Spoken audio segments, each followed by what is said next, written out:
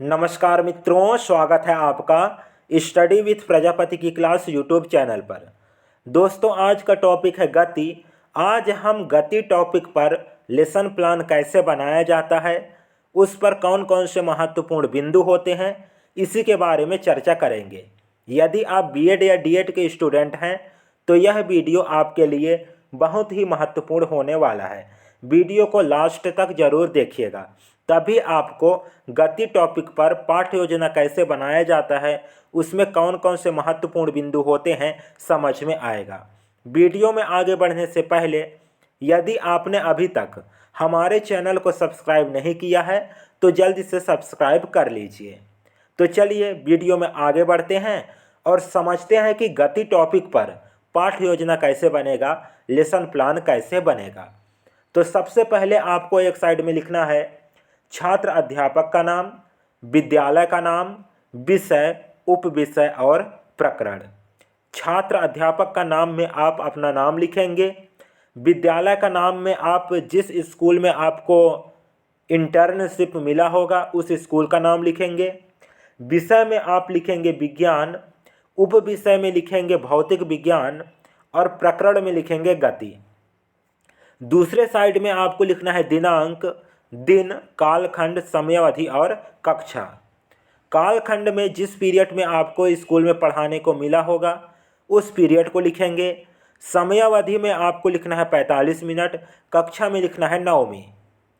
यदि आप 10वीं, 11वीं, 12वीं का लेसन प्लान बना रहे हैं तो आप अपने लेसन प्लान के हिसाब से 10वीं, 11वीं, 12वीं लिख सकते हैं।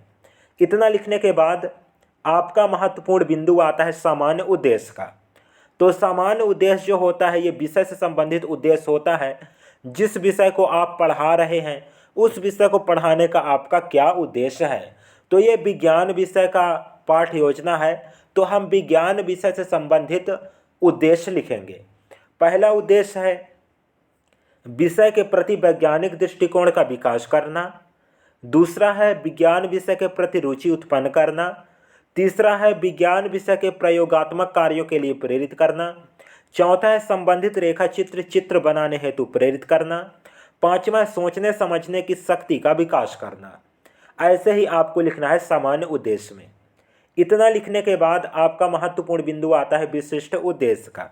तो विशिष्ट उद्देश्य में आपको 3 बिंदु लिखना है। पहला है ज्ञानात्मक उद्देश्य, दूसरा है बोधात्मक उद्देश्य और तीसरा है कौशलात्मक उद्देश्य। तो ज्ञानात्मक उद्देश्य में आपको लिखना है जो टॉपिक को आप समझाना चाहते हैं तो उसको लिखना है ज्ञानात्मक उद्देश्य में, क्योंकि जो ये विशिष्ट उद्देश्य होता है ये टॉपिक से संबंधित होता है। दूसरा लिखना है बोधात्मक उद्देश्य। अब जो अभी आपने टॉपिक को समझाना है, ठीक है, जो टॉपिक को आप समझाएंगे तो उस टॉपिक को छात्र समझ पाएंगे, समझ जाएंगे, उस टॉपिक से संबंधित बोध कर पाएंगे, तो उसको लिखना है बोधात्मक उद्देश्य में। तीसरा है कौशलात्मक उद्देश्य। अब छात्रों को ज्ञान हो गया, बोध हो गया, अब उस ज्ञान का छात्र उपयोग कर पाएंगे, तो उसको लिखना है कौशलात्मक उद्देश्य में। तो देखिए, ज्ञानात्मक उद्देश्य में आप लिखेंगे छात्रों को गति के बारे में समझाना। बोधात्मक उद्देश्य में लिखेंगे छात्र गति के बारे में समझ जाएंगे। कौशलात्मक उद्देश्य में लिखेंगे छात्र गति के बारे में लिख पाएंगे एवं संबंधित चित्र बना सकेंगे। ऐसा लिखना है विशिष्ट उद्देश्य में। इतना लिखने के बाद आपका अगला बिंदु आता है शिक्षण सूत्र का। तो शिक्षण सूत्र 2 लिखने होते हैं आपको। तो पहला शिक्षण सूत्र है मूर्त से अमूर्त की ओर और दूसरा है सरल से कठिन की ओर। इसी प्रकार से आपको भी लिख लेना है। अगला बिंदु है शिक्षण विधि। तो शिक्षण विधि में आपको लिखना है व्याख्यान सह प्रदर्शन विधि। क्योंकि आप गति पढ़ा रहे हैं तो कुछ दिखाने की कोशिश करेंगे क्लास में, वो हो जाएगा प्रदर्शन। और श्यामपट में आप लिखकर भी समझाएंगे तो वो हो जाएगा प्रदर्शन, और मुँह से बताएंगे तो वो हो जाएगा व्याख्यान। इसलिए यहाँ आपको क्या लिखना है, व्याख्यान सह प्रदर्शन विधि। अगला बिंदु है सहायक शिक्षण सामग्री। तो सहायक शिक्षण सामग्री में आपको लिखना है चाक, डस्टर, श्यामपट। और यदि आप चार्ट वगैरह यूज कर रहे हैं तो यहाँ चार्ट वगैरह भी लिख सकते हैं। अगला बिंदु है पूर्व ज्ञान। तो पूर्व ज्ञान में आपको लिखना होता है जो टॉपिक आप पढ़ाने जा रहे हैं उसके बारे में पहले से ही छात्र थोड़ा बहुत जानकारी रखते हैं, तो उसको लिखा जाता है पूर्व ज्ञान में। तो यहाँ आप लिखेंगे पूर्व ज्ञान में छात्र गति के बारे में पूर्व ज्ञान रखते हैं, या फिर आप लिख सकते हैं छात्रों को गति के बारे में सामान्य जानकारी है, ऐसा भी आप लिख सकते हैं पूर्व ज्ञान में। अब अगला बिंदु आता है प्रस्तावना का। तो ये प्रस्तावना जो है यही महत्वपूर्ण होता है किसी भी पाठ योजना का, किसी भी लेसन प्लान का, क्योंकि आप अपने प्रस्तावना के माध्यम से छात्रों के मुंह से अपना टॉपिक निकलवाएंगे। तो ये कहलाता है प्रस्तावना प्रश्न।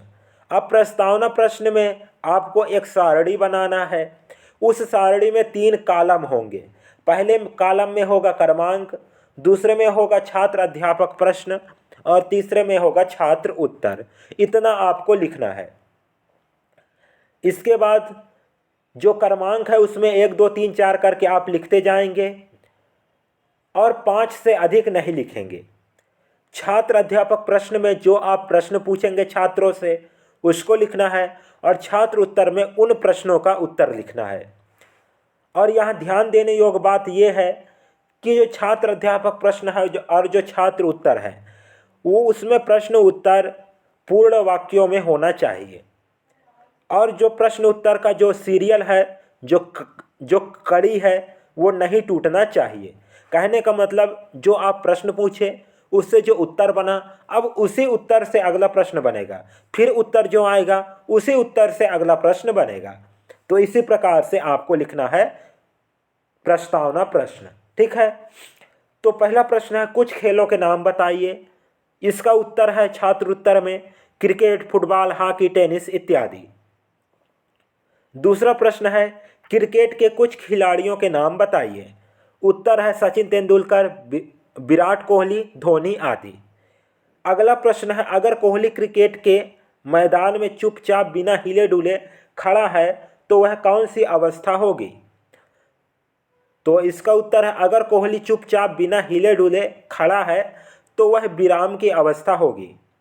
अगला प्रश्न है अगर धोनी रन लेने के लिए दौड़े तब वह किस अवस्था में होगा। तो इसका उत्तर है अगर धोनी रन लेने के लिए दौड़ता है तब वह गति की अवस्था में होगा।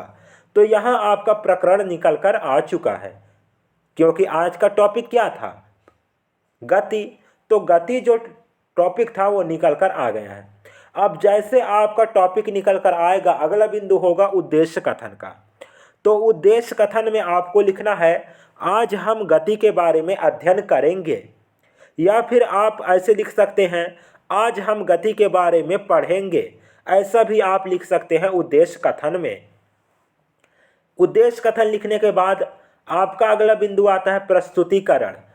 तो जो प्रस्तुतिकरण है वो अब आप जितना पढ़ाने वाले हैं 30-35 मिनट में कक्षा में स्टूडेंटों को, उसको पूरा लिखना होता है आपको प्रस्तुतिकरण में।